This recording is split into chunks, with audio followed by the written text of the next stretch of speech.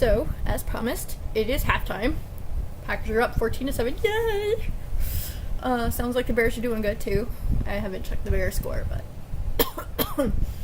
I am 2 paragraphs into my paper, so I'm writing it, and I'm using this because I got stuck on a word. A single word stumped me for about 15 minutes. Maybe not quite that much. Maybe like 5. But that's what it's like to have anxiety.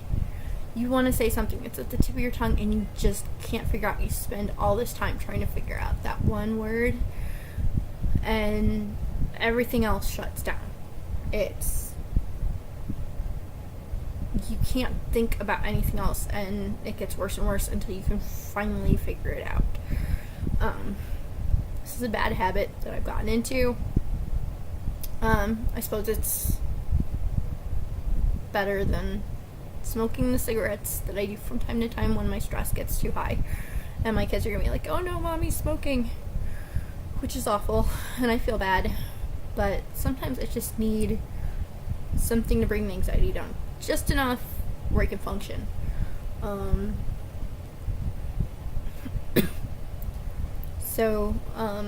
But my paper's going. Football game's at halftime. As far as the paper goes, it's kind of slow going, I guess. I'm trying to go one article at a time. Figured that's the best way to go chronologically through everything. I found the proper setup for it. Like I said before, thank you to Purdue University. I went to their OWL website, which is nice. Online Writing Lab is what it's short for. But, yeah, kind of another glimpse into what's going on. I still had the random thought of why wasn't I good enough? Why couldn't I get my fiance to stay with me? Despite the fact that I know he has to have his thing too. It's the clinginess, the self-defeating thoughts that I have.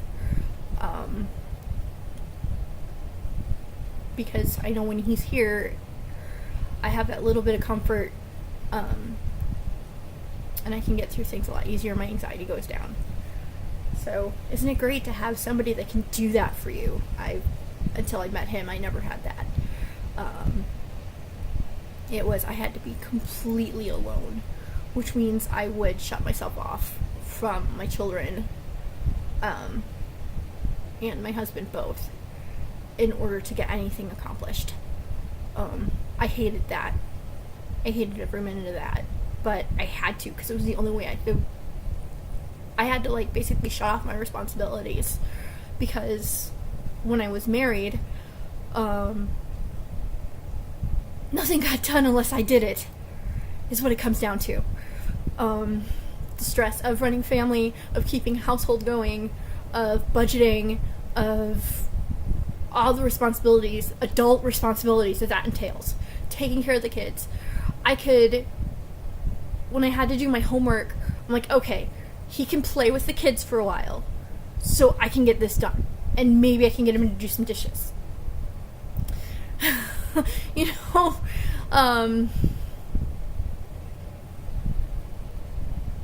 And that's what I would do. That was how I do it. And then I started having people come back to me saying, you're not doing enough, you're not holding up your end of the household, and blah, blah, blah.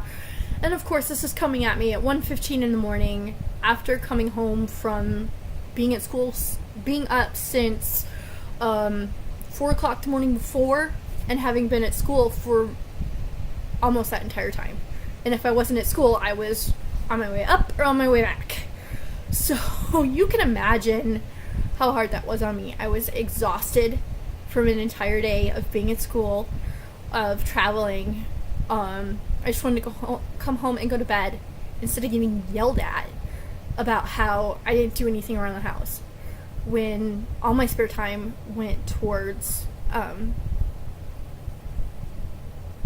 basically homework, because that's all that I had time for. And it really wasn't me who wasn't keeping up things in the household. It was my now ex-husband that wasn't keeping up with the household stuff. There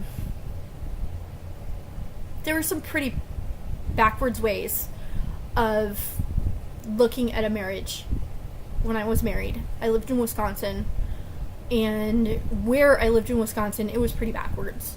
It was supposed to be the wife that did everything, and be damned if she wanted to do something with her life or make her life better. Even if it benefited the family, she still had to do everything. And the husband was just supposed to go to work, bring home money. That's it. That's all he was supposed to be there for. And I'm sorry, but that's an old-fashioned way of looking at things. When I got married, I expected to be married into a partnership. I didn't get that. Hence the reason I'm divorced. And just the fact that I kept getting blamed for everything, whether I actually did it or didn't do it or not, whether it was actually my fault. Hence why I now have an anxiety disorder from the emotional abuse from my husband. I don't get that now. The abuse I get is self-inflicted now. And it's learned from a decade of being,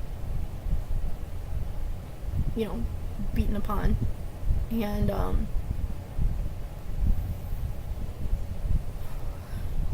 from before that, it was, when I was growing up, it was, I was never good enough for my mother. I wanted a mother. I never got one. And when I needed her most, she stabbed me in the back. So, hence why I'm fighting for my kids now.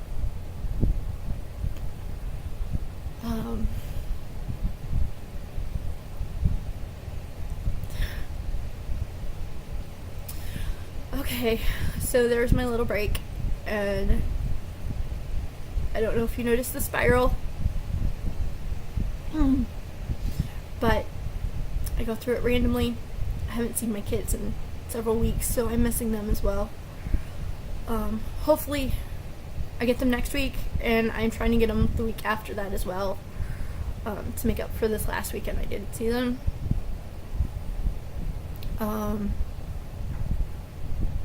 I miss them. I'm just trying to be fair, and the court's not paying attention, the GAL's not paying attention to that, his attorney could care less, the typical, the mother's the horrible person because she's got a mental illness. So, yeah, welcome to my world. I'll catch up with you later.